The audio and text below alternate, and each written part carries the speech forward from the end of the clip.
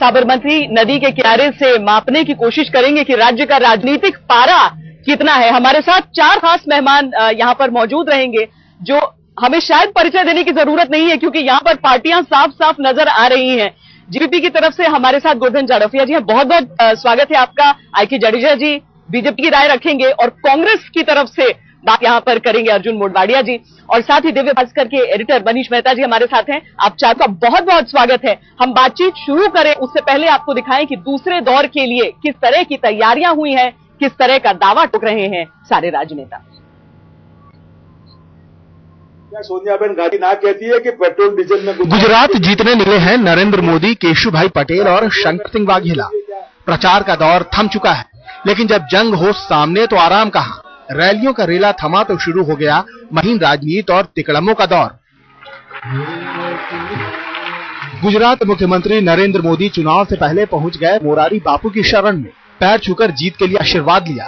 मोदी ने न रैली की न भाषण दिया, लेकिन इस पैंतरे से कांग्रेस तिलमिला गई। नेता विपक्ष शक्ति सिंह गोहिल ने दावा किया कि मोरारी बापू का दर्शन करने उन्हें जाना था, लेकिन पहले ही पहुंच गए नरेंद्र मोदी। આવી માનસિકતા મને લાગે છે ગુજરાતમાં ક્યારેય હતી નહીં। હવે અમે નક્કી કર્યું પ્રેસ કોન્ફરન્સ પછી આરતીના દર્શને જઈ આવીશું।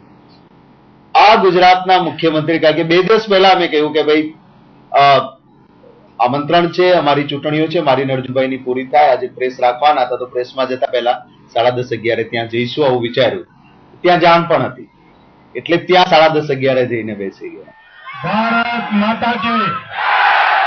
अक्सर सियासत में जो दिखता है वो होता नहीं। दूसरे चरण के चुनाव से पहले बेमौसम बरसात की तरह मोदी ने सरक्रीक का दावा छोड़ने का मुद्दा छेड़ रखा है, जिसे कच्छ की दुखती रग माना जाता है।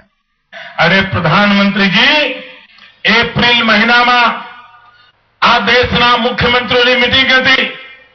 आप प्रधानमंत्री मीटिंग की अध्यक्षता करता था અને मैं मुख्यमंत्रियों मीटिंग में एप्रिल में सरक्रीक માટે भारत सरकार कई કરી રહી છે એવી મારી શંકા મેં પ્રગટ કરી હતી। मैं ये मीटिंग में તમારી પાસે જવાબ માંગ્યો હતો કે આપ મને જવાબ આપો, શું સરક્રીકનું કઈ ચાલી રહ્યું છે?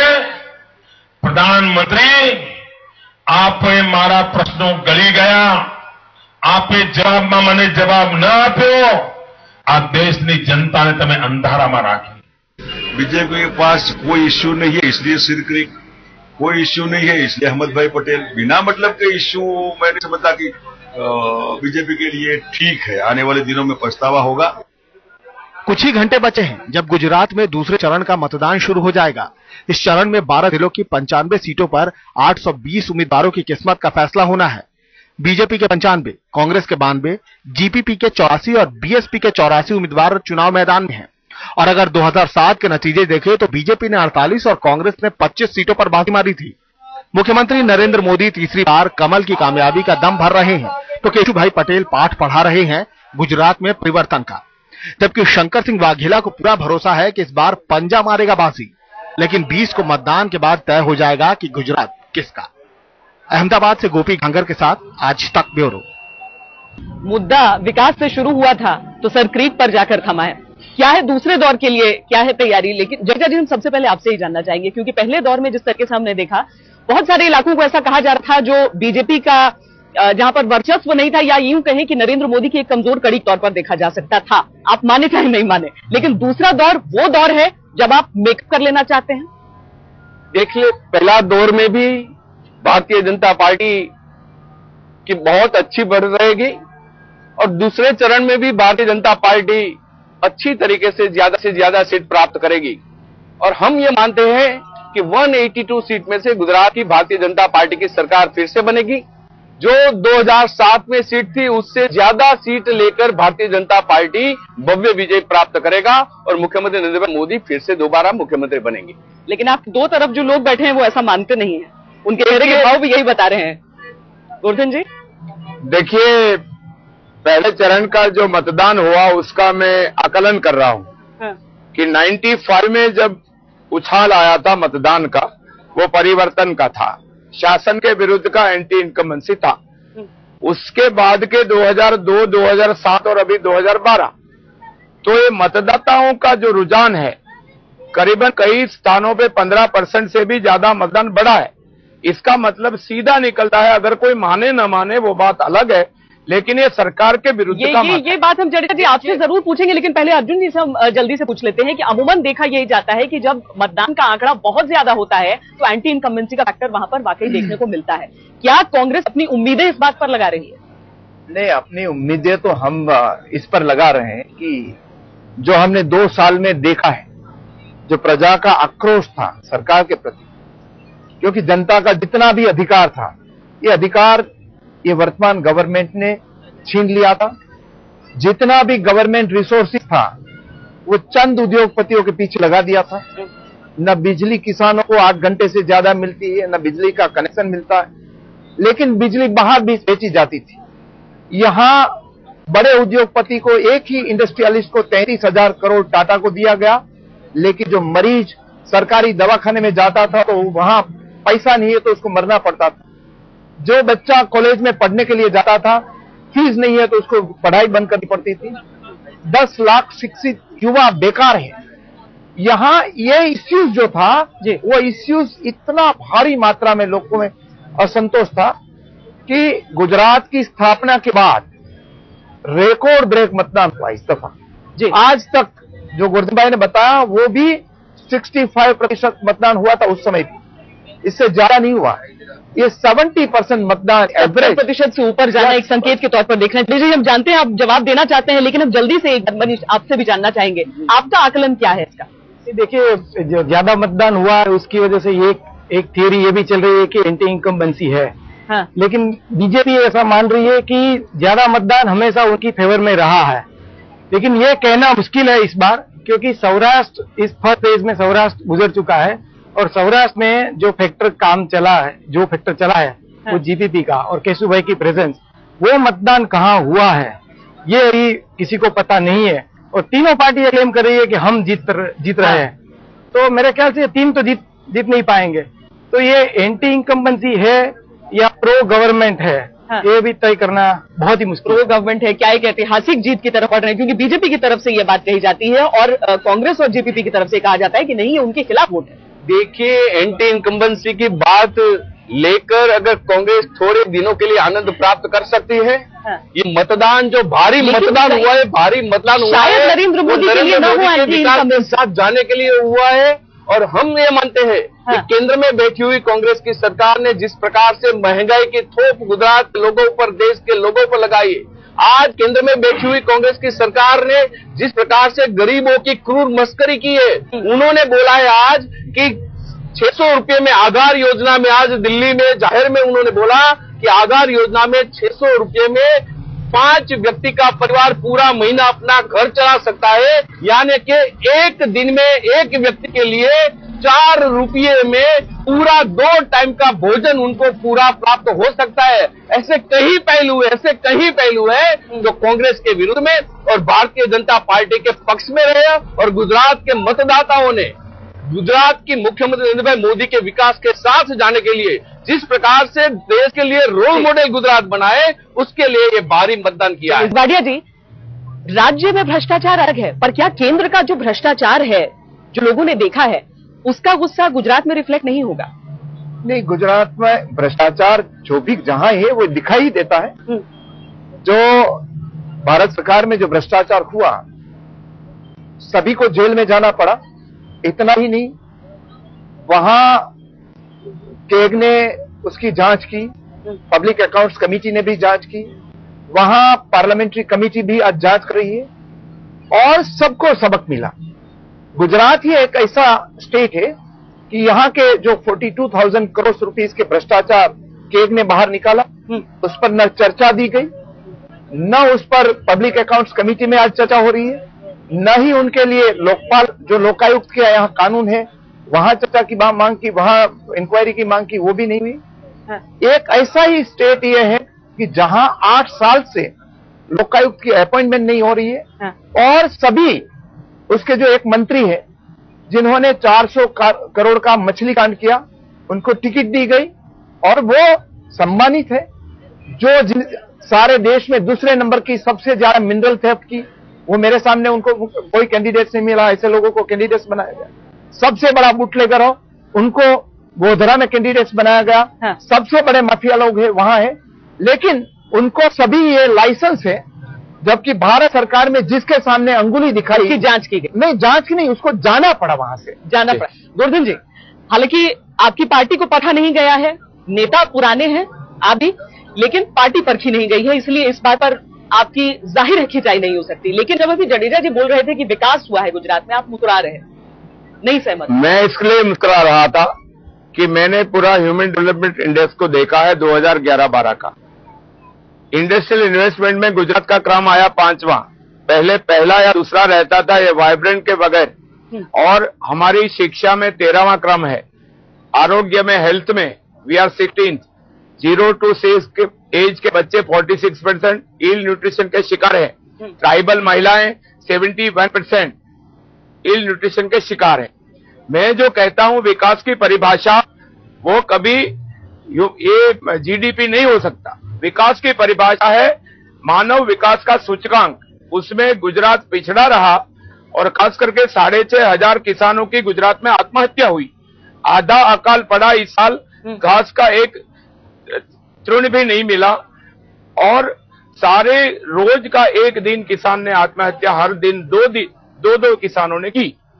तो ये जो विकास की परिभाषा रही वो आम आदमी या किसान या मजदूर और कर्मचारी, यहाँ 250 रुपये में 2500 रुपये में एक महीना यहाँ के कर्मचारी को नौकरी करना, विद्या सहायक, पुलिस सहायक, तलाटी सहायक, हाँ। एक्सटोर्शन किया गया यहाँ की युवाओं का। एक तरह से भ्रष्टाचार आप भी कह रहे हैं? नहीं, भ्रष्टाचार का तो मैं कहता हूँ 1,07,000 करोड़ के 17 स्कैम, 1250 पन्ने, और फिर भी लोकायुक्त नहीं है। अगर लोकायुक्त आ जाते तो येदियुरप्पा की कि दूसरी सरकार भी अगर आती तो क्या लोकायुक्त यहाँ पर नियुक्त होता? क्योंकि हम केंद्र से यहाँ तक देख रहे हैं कहीं पर हमेशा वो बात फंसी रह जाती है। लेकिन मनीष जी, ये बताइए कि आप इस आकलन से संतुष्ट हैं? क्या इन गुजरात वाइब्रेंट में इंडिया शाइनिंग का अक्स आपको दिख रहा है? नहीं, काफी सिमिलैरिटी है गुजरात वाइब्रेंट और इंडिया शाइनिंग में। और इंडिया शाइनिंग के वक्त भी यही कहा था कि इंडिया इज शाइनिंग, लेकिन खुद मुझे याद है कि वाजपेयी ने कहा था कि कहाँ है इंडिया शाइनिंग, खुद उन्होंने ही नकार दिया था। वो एक्चुअली बात यह थी कि शहरों में विकास दिख रहा है। गुजरात में जो विकास, जो विजिबल विकास है वो शहरों में है। ह्यूमन इंडेक्स डेवलपमेंट की बात है, वो तो भाजपा को भी स्वीकार करना पड़ता है कि वहां गुजरात पिछड़ा हुआ है। गांव की जो समस्या है उसमें काफी हद तक अभी काम करना बाकी है। शिक्षा में, आरोग्य में, पानी में नर्मदा का पानी भी नहीं पहुंचा है, तो वो काफी चीज अभी बाकी है। नर्मदा का पानी साबरमती नदी में यहाँ हमारे सामने है, पर नर्मदा का पानी है, लेकिन जाहिर है जहाँ पहुंचना चाहिए वहां भी अभी पहुंचना ना बाकी है। हाँ, तमाम चुनावी तोड़ की बात करेंगे, हम मुद्दों की हाईजैकिंग की बात करेंगे, लेकिन उससे पहले जो विकास को छलावा कहा गया था जडेजा जी, और आप छटपटा रहे थे उस पर कुछ करने के लिए, वो आप अपनी बात कह दीजिए।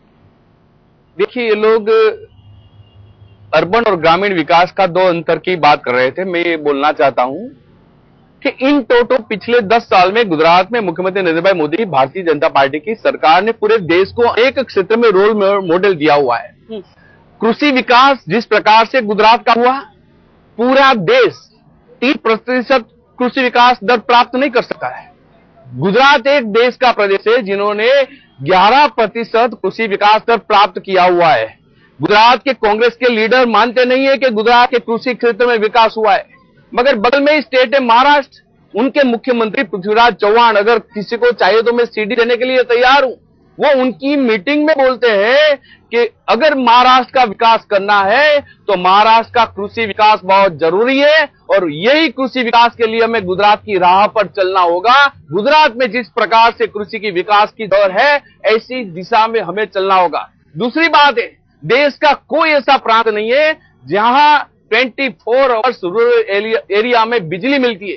गुजरात एक ही देश का प्रदेश है जहां 24 आवर्स बिजली मिलती है, और वो बिजली के कारण कहीं प्रकार के कहीं पहलू से गुजरात की प्रगति रूरल एरिया में भी हुई है। मैं दूसरा भी एक दृष्टांत देना चाहता हूं कि पूरे देश की ग्रामीण इलाके में रोड की औसत, पक्के रोड की औसत सिर्फ 52% है, और गुजरात देश का एक ही ऐसा प्रदेश है जहां 99% रूरल एरिया में पक्की सड़कें दी गई है। ऐसे कई चीजें हैं जिसका प्रमाण पत्र केंद्र में बैठी हुई कांग्रेस की सरकार ने दिया है, और वो केंद्र की कांग्रेस की सरकार बोलती है कि गुजरात देश में अनेक क्षेत्र में प्रथम क्रम में है। लेकिन गुजरात के लोग, लेकिन यहाँ पर बैठे आपके दो विरोधी जो हैं इस मामले में एक मत है कि ऐसा नहीं है। क्या ये एक मत होना बीजेपी को इस मुद्दे पर विरोध करने का जो एक मत नजर आ रहा है, वो चुनाव पूर्व जब काउंटिंग हो जाएगी, सीटें आ जाएंगी, तब एक गठबंधन की शक्ल में भी दिख सकता है? देखिए, एक मत होने का सवाल कोई प्री डिसाइडेड नहीं है। यहाँ की जो हकीकतें हैं मैं बता रहा हूँ। कृषि दर का विकास जो हम कहते हैं, नहीं, हम कृषि दर की बात करेंगे गोवर्धन जी, लेकिन पहले ये बताइए कि अगर जरूरत पड़ी चुनाव के बाद, आप क्या सोच रहे हैं कि आप पूर्ण बहुमत लेकर यहां पर आएंगे, या फिर जिस तरह के संकेत हमें बीच बीच में मिलते रहते हैं, कुछ कैंडिडेट्स जिनको जीपीपी की तरफ से भी समर्थन मिल जाता है कांग्रेस के, वो चीजें जो नजर आ रही हैं वो चुनाव के बाद भी नजर आएंगी?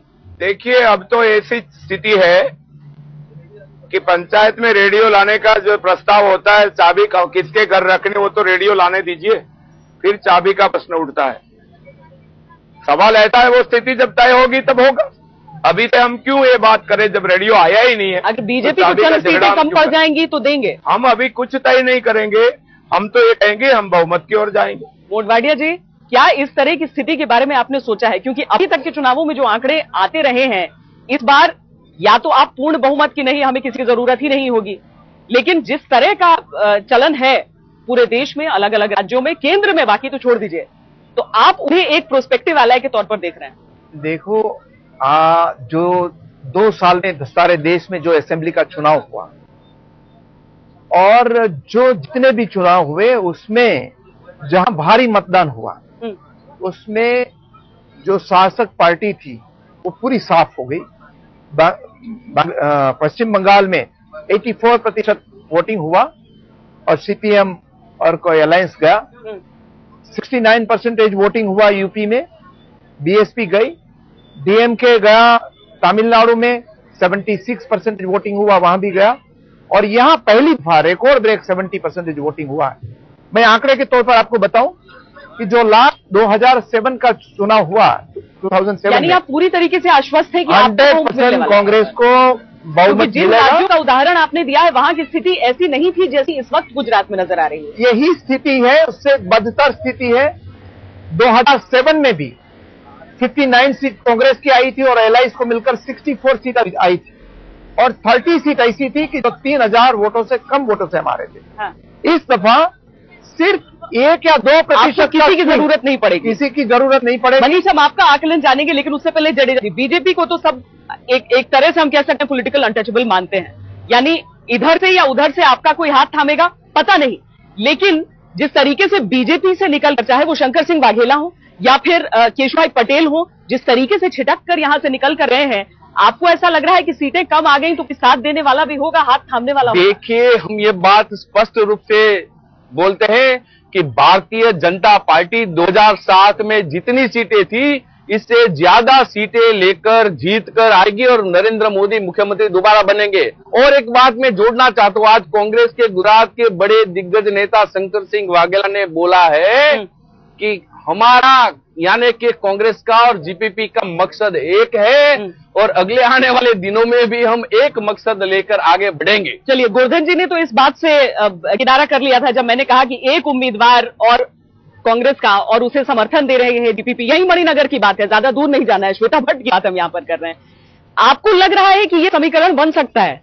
देखिए, ऐसा है कि गुजरात का इतिहास ऐसा है कि 1990 के बाद कोई फ्रैक्चर्ड वोट नहीं आया गुजरात में। सिंगल पार्टी रूल आई है, या तो इस तरफ या तो इस तरफ। तो फ्रैक्चर्ड वोट इस दफे हो सकता है क्योंकि जीपीपी का इसमें एंट्री हुआ है। अब जीपीपी कितने वोट को कितने सीट में कन्वर्ट कर पाती है ये देखना है। 90 में ऐसा हुआ था कि चिमन भाई पटेल और बीजेपी ने, केशुभाई भी थे उस टाइम, उन दोनों ने मिलकर बनाई थी सरकार। तो चिमन भाई पटेल और केशुभाई पटेल लीडर थे दोनों के, कांग्रेस में, कांग्रेस के खिलाफ। 98 में वाघेला जी ने भाजपा से रिवोल्ट किया और बाहर निकल गए जी। उन्होंने भी अलग से चुनाव लड़ा था जैसे जीपीपी इस बार चुनाव लड़ रही है। दूसरा दौर है, पहले दौर के लिए फरमान भी जारी किया गया था, जिस तरह से पता चला था खासकर पटेल वोटरों को कि आप निकलिए, वोट कीजिए, बीजेपी को वोट मत दीजिएगा, ऐसा कहा गया था। ऐसा हमने तो कतई नहीं कहा। हाँ, लेकिन जनता में सभी जातियों में एक ही उत्साह का वातावरण था, जैसे कोई उत्सव हो। हाँ, पता नहीं ये क्यों है। हाँ, वो तो हम भी ये देख रहे हैं कि वो जनता परिवर्तन चाहती है। हाँ, वो तो तय है, उसमें कोई आशंका नहीं। जडेजा जी, हालांकि मोडवाडिया जी जिस तरह से बता रहे थे कि जब जब भारी मतदान हुआ है तब जो रूलिंग पार्टी है उसकी हार हुई है, बिहार में ऐसा नहीं हुआ, पंजाब में ऐसा नहीं हुआ था। दूसरे दौर का मतदान है, जैसा शुरुआत हमने ऐसी की थी कि आप इसे अपना स्पोर्टेड रिस्क मान रहे हैं, परिसीमन के बाद सीटें बदली हैं और यहां पर वो उम्मीद की एक बड़ी वजह है। देखिए, मैं भारी मतदान का एक दो रीजन से उनको समाप्त करना नहीं चाहता हूं। हाँ, देश के पिछले 2 साल में कहीं जहां भी चुनाव हुआ है वहां भारी मतदान हुआ तो एंटी इनकम्बेंसी फैक्टर काम पे आया, ऐसा नहीं है। कहीं पहलू ऐसे जिसके प्रति भारी मतदान हुआ है और गुजरात में हम ये अवश्य मानते हैं और 20 तारीख दिखलाएगी कि नरेंद्र मोदी ने जिस प्रकार से गुजरात में विकास का कार्य किया है, नरेंद्र मोदी के प्रति जिस प्रकार से गुजरात के मतदाताओं को विश्वास है और कांग्रेस ने, केंद्र की सरकार ने जिस प्रकार से गुजरात को अन्याय किया है, केंद्र में बैठी हुई कांग्रेस की सरकार जिन्होंने बोला था कि 100 दिन में हम महंगाई हटाएंगे, आज महंगाई कैसी है, किस प्रकार की है और किस प्रकार से परेशान आम लोगों को कर रही है, केंद्र में जिस प्रकार से भ्रष्टाचार है, ऐसी कई पहलू है जो पहलू को ध्यान में लेके भारी मतदान हुआ है। और ये अवश्य है कि युवा, महिला, ये सब लोग जिस प्रकार से मतदान युवा और महिला में भारी हुआ है गुजरात में भारतीय जनता पार्टी के साथ, लेकिन सब लोग जाएंगे, उन्हीं महिलाओं को तोड़ने की कोशिश की गई मोडवाडिया जी, जो मोदी के बहुत ही कट्टर वोटर, कट्टर समर्थक माने जाते हैं। देखिए, मैंने पहले भी आंकड़े के तौर पर कहा हाँ, कि भारतीय जनता पार्टी और कांग्रेस के बीच में 2007 का चुनाव में इतना कोई भारी अंतर नहीं था। सीटों का अंतर जरूर रहा, लेकिन 3% वोट के इधर से उधर होता तो यही स्थिति कांग्रेस की आ सकती थी। लास्ट टाइम भी जो 182 में से 64 सीट है कांग्रेस और एलाइज को मिली थी और 30 सीट हम 3000 से कम वोटों से आ रहे थे, तो ये बात सही नहीं है। दूसरी बात आई, बार बार जाडेजा से लेकर सीएम तक हाँ, ये गुजरात की मुद्दे की क्यों चर्चा नहीं कर रहे हैं? अच्छा, केंद्र पर क्यों जा रहे हैं? चलिए, वक्त हमारे पास खत्म हो रहा है। मनीष जी, आखिर में एक छोटा सा कमेंट आपसे चाहते हैं, क्या इस बार सबसे ज्यादा मुश्किल हो रहा है गुजरात में प्रिडिक्ट करना कि कौन आएगा? हाँ, डेफिनेटली पिछले 20-22 साल से देख रहा हूँ कि ये इस बार बहुत ही डिफिकल्ट है। मैं आपको एक बात बता दूं कि 1989 से 2008 तक जी 110 विधानसभा चुनाव हुए पूरे देश में जी, उसमें 42 टाइम्स वोटिंग ज्यादा हुई है पहले से, और उसमें से 24 बार परिवर्तन नहीं हुआ है और 18 बार परिवर्तन हुआ है। बहुत ही दिलचस्प आंकड़ा है ये, एक बहुत है जी, बहुत दिलचस्प आंकड़ा है, बहुत नहीं भी हो सकता है जी। बहुत बहुत शुक्रिया हमारे साथ आने के लिए, इस चर्चा के लिए आप सबका बहुत बहुत शुक्रिया।